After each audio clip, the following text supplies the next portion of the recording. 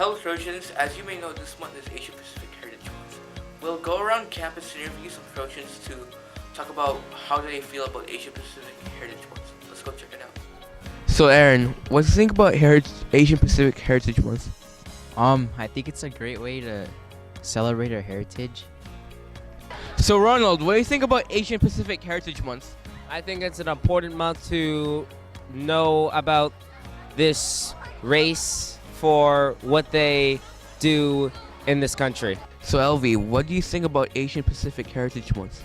Well, Asian Pacific Heritage Month is when we celebrate and acknowledge that the hardships for Asian Pacific Islanders went through to get here and to accomplish their dreams. So Matthew, what do you think about Asian Pacific Heritage Month? I think that it's nice that we have a month specifically dedicated for the Asian Pacific Islanders, considering that the Filipinos, people debate whether it's more of Asian or sort of not Asian, and Asian Pacific Islanders sort of fits, in my opinion, and I think that it's nice that we have a month specially dedicated for our ethnicity. I think it's a good way to recognize Asians. I really like Asian Heritage Pacific Month because I think it's a good way to acknowledge Asians and explore more about our culture. I think it's good because like Black History Month, we just find a way to stop like discrimination for a little bit, just for a month. Yeah. To be honest, Asian Pacific Heritage Month is a great month to celebrate all types of Asians. Being Filipino is great, having this month in May.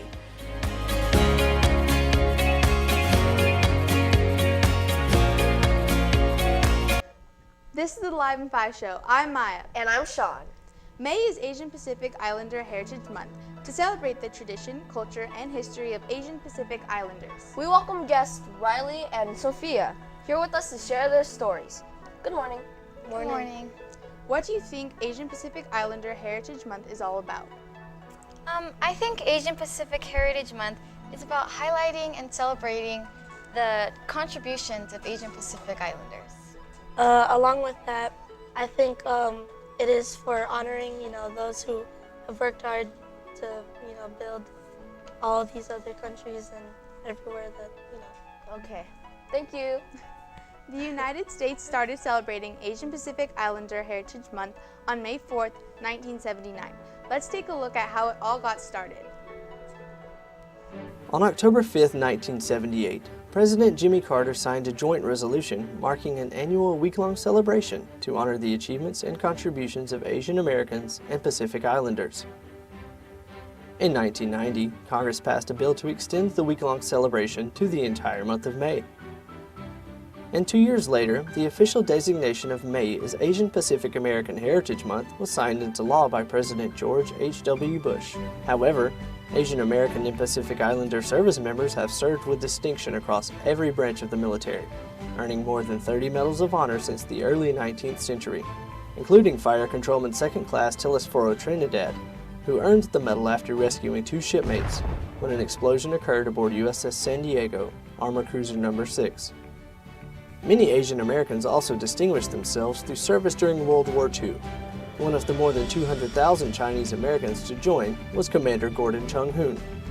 A Naval Academy graduate, Chung-hoon was commanding officer of USS Sigsbee, DD-502, and received the Navy Cross for his leadership during a kamikaze attack aboard the destroyer in April 1945. In 2009, the guided missile destroyer USS Chung-hoon, DDG-93, was named in his honor. Lieutenant Susan Ann Cuddy blazed a trail when she became one of the first Asian American women to join the Navy during World War II. The daughter of Korean immigrants, Cuddy would go on to become a code breaker and the first female Navy gunnery officer. Today, more than 23,000 Asian American and Pacific Islander sailors serve our Navy team. These sailors represent more than 56 ethnic groups, speaking over 100 languages from Asia to the Pacific Islands, and maintain a legacy of service and sacrifice set by the pioneers before them.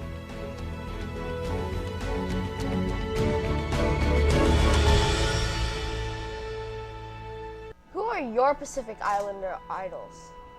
Personally, for me, I know this may seem a little bit corny, but it would probably be my brothers. Both of my brothers are in the Navy. They're all the way, my brother's in San Diego, my other brother's in Virginia. And basically they inspire me every day, you know, become better. They actually went to Tetzlaff, so they inspire me. Two of my idols are Leah Salonga and Philippa Sue, and they're both Broadway actresses. Those are some very fascinating idols for different reasons. Let's check out some famous trailblazers. I was covering the White House, Capitol Hill, State Department, Pentagon. It was like a minefield. There were no skirts walking around. It was all men. Certainly growing up playing tennis, there were very few Asians. You know, in 1973, we started the business. What did I have? Nothing. We always think there's a solution. Giving up is not an option.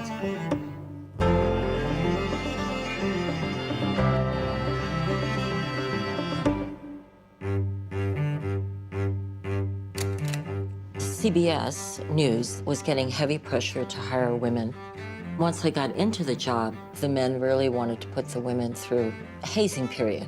You're stupid, you don't know what you're doing, this is yellow journalism, you slant the news. I mean, it just went on and on.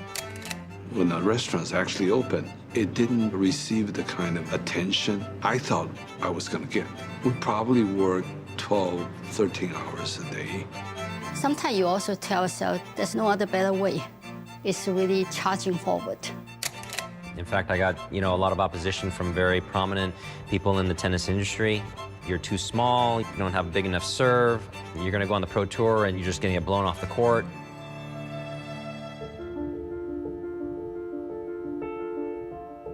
Everyone will be let down along the way, but I believe the only ones to be successful is the ones stand up again and learn from it. I was the first woman to co-anchor the news at CBS. Crazy as it is, I ended up sitting in half of Walter Cronkite's chair. It was really my pinnacle goal. The French Open in '89 was incredibly eye-opening to me.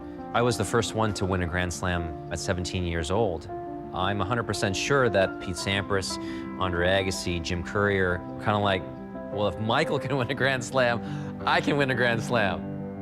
The fact that Panda has done well is because we have 37,000 people. So life happens with help from other people.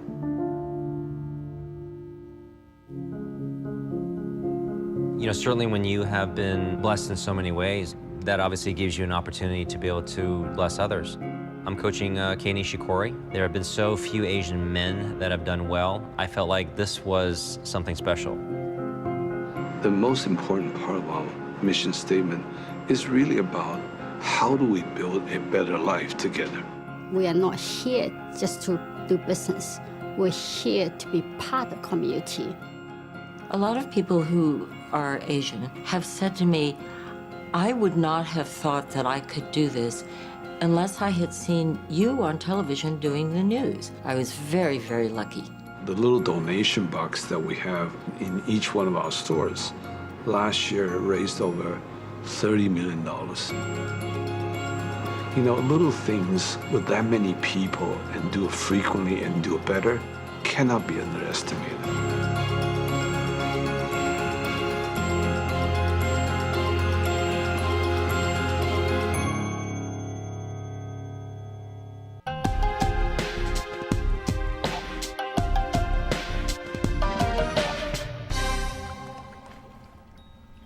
I came to America when I was 16. I lived with my mom in Brooklyn, New York.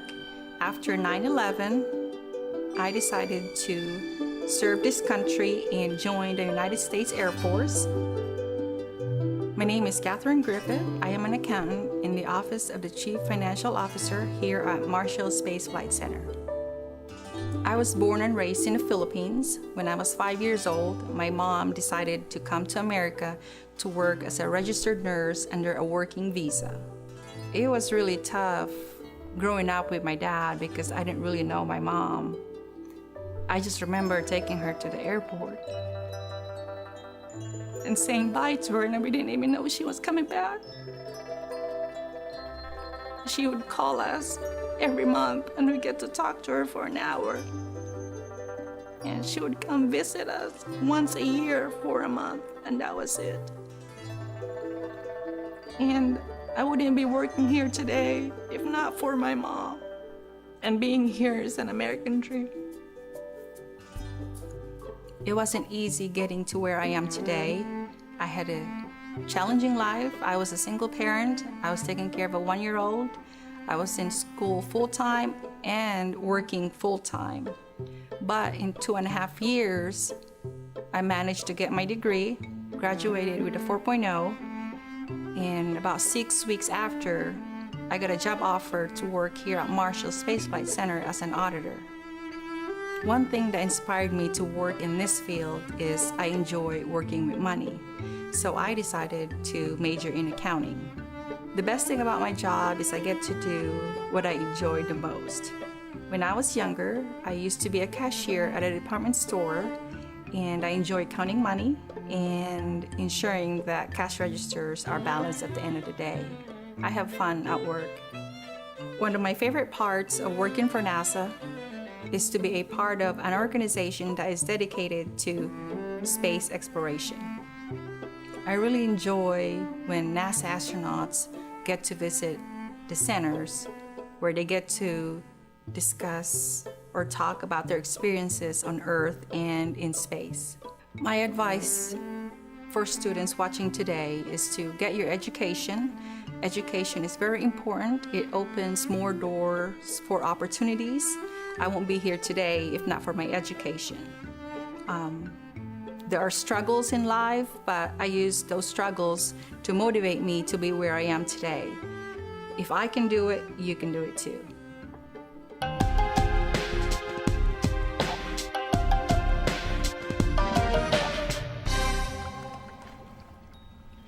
What does it mean to be an Asian Pacific Islander? I think being an Asian Pacific Islander means sharing the culture that my dad and my relatives have with food, customs, and experiences. Same for me. I think it's mostly, passing on the legacy or, or sharing out the, the experiences I have with my family, and then, having other people share it with us. What a great response. What does Asian Pacific Heritage Month mean to you? To me, Asian Pacific Heritage Month is a way to appreciate the accomplishments of fellow Asians in different fields and how they inspire me to achieve my goals.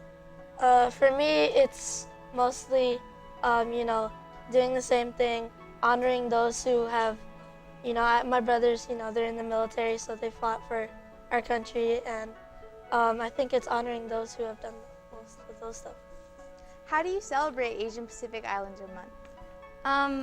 My family celebrates by coming together and doing things that unite us, like eating great food and playing fun Filipino games. Same for me. Every year, some of my friends notice, but I go to the Philippines every year for at least 3 weeks, and most of the time it's good, good for family gatherings. But recently, it's been some low parts of the family. But so far, we've experienced by partying and then eating free food. That's a fun, memorable way to celebrate. Thank you for joining us today as we celebrate the last day of Asian Pacific Islander Month. But it doesn't end here. May is a month where we highlight achievements of Asian Pacific Islanders, but we celebrate their contributions and culture all year long. Thank you, Riley and Sophia, for joining us today. Have a great weekend, and we'll see you all back here on Monday morning. There's a cool dance called Tanikling. We use bamboo sticks to dance. I've been playing taiko for 7 years. I play taiko, I dance hula and tap. I'm Chinese, Sri Lankan, Filipino, Indonesian, and Korean. I'm Japanese. Indian American. the South Pacific. My family came from Vietnam. My grandma teaches me how to make pho. And here we have some cilantro seed. I teach her how to make slime. Holly is the beginning of spring, and my favorite thing is sun-colored powder. What's great about being Chinese is all the food, like noodles, dumplings. I love sushi. My favorite is chicken adobo. Chinese New Year is celebrated with a huge feast. Also, there's a huge dragon dance. My name is Emily, and I'm a photographer. I like to make games. I like pizza. I'm wacky. I'm energetic. I like to play basketball. I have 2 snails. 5 cats. I'm creative. I like hitting the drum hard. I'm a leader. I'm stubborn. I'm fun. I paint. I swim. I sing. I dance. I'm busy. That's me. That's me. That's me. I'm proud of where I'm from.